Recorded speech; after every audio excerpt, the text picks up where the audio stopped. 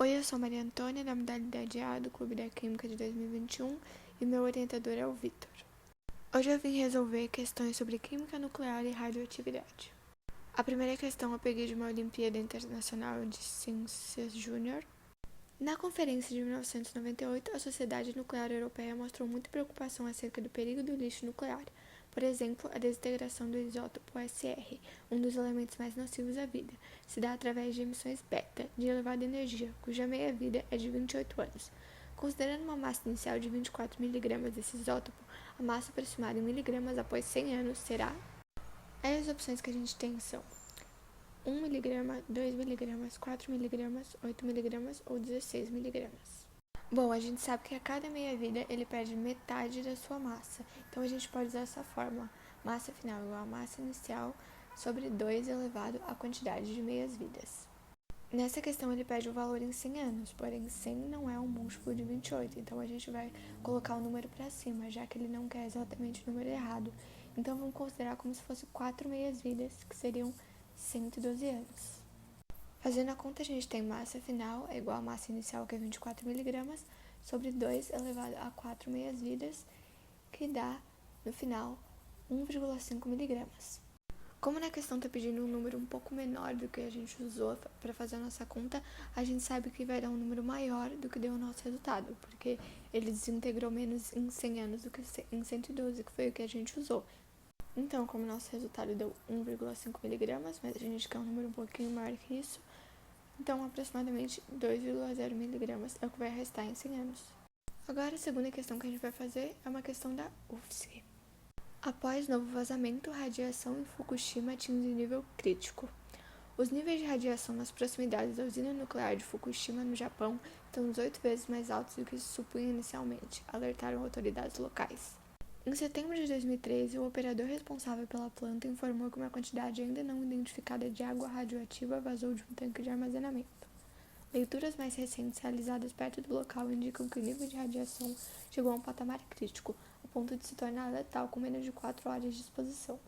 A usina nuclear de Fukushima, no Japão, sofreu diversas avarias estruturais após ser atingida por um terremoto seguido de tsunami, em março de 2011. Recentemente, técnicos detectaram o vazamento de diversas toneladas de água radioativa para o Oceano Pacífico, no local próximo à usina.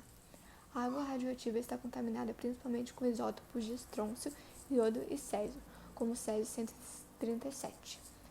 O césio-137 é um isótopo radioativo com tempo de meia-vida de cerca de 30,2 anos, cujo principal produto de decaimento radioativo é o bário, em uma reação que envolve a emissão de uma partícula menos 10 beta.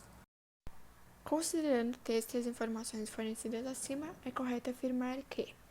Vamos analisar uma por uma. 1. O decaimento radioativo do césio-137 ocorre com a perda de um elétron da camada de valência.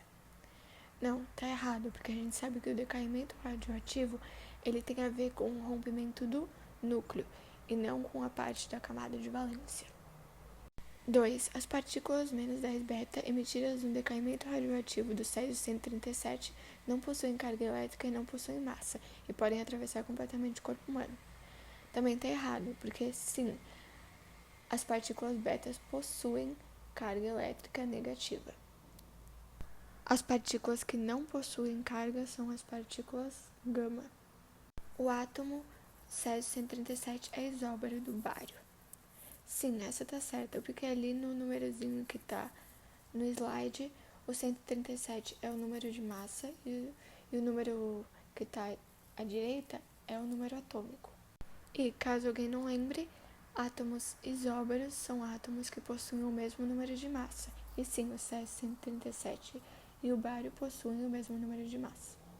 A 3 está certa, vamos para a 4. Os efeitos nocivos decorrentes da exposição do césio-137 são consequência da emissão de partículas alfa, que surgem pelo decaimento radioativo do césio-137, formando bário. Se a gente voltar e analisar rapidamente o texto, a gente vai ver que no final ele mesmo fala que ele emite partículas beta, nada de alfa. Ou seja, essa está errada também, porque o certo seria a emissão de partículas beta. Número 5. Após 15,1 anos, apenas um quarto dos átomos de césio-137 ainda permanecerá detectável na água proveniente da usina. Se voltar de novo para analisar o texto, a gente vai ver que a meia-vida do Césio 137 é de 30,2 anos, e a gente já viu que a cada meia-vida ele perde metade. E se a gente ver aqui, 15,1 anos é só metade de uma meia-vida. Então, nesse tempo, ele perderia um quarto. Não sobraria um quarto, ele perderia um quarto e ainda sobraria 3/4. Só em 2 meias-vidas que estaria sobrando um quarto. Bom, a gente já viu que a 5 está errada também, então vamos para a última, que é a número 6. Cada átomo de Césio 137 possui 55 prótons e 82 nêutrons. Bom, aí é só analisar os números. Se o número à esquerda é o número de massa e o número à direita é o número atômico, a gente sabe que o número atômico é igual ao número de prótons. Então, sim, ele tem 55 prótons. E a gente sabe também que o número de massa é igual à soma do número de prótons e número de nêutrons.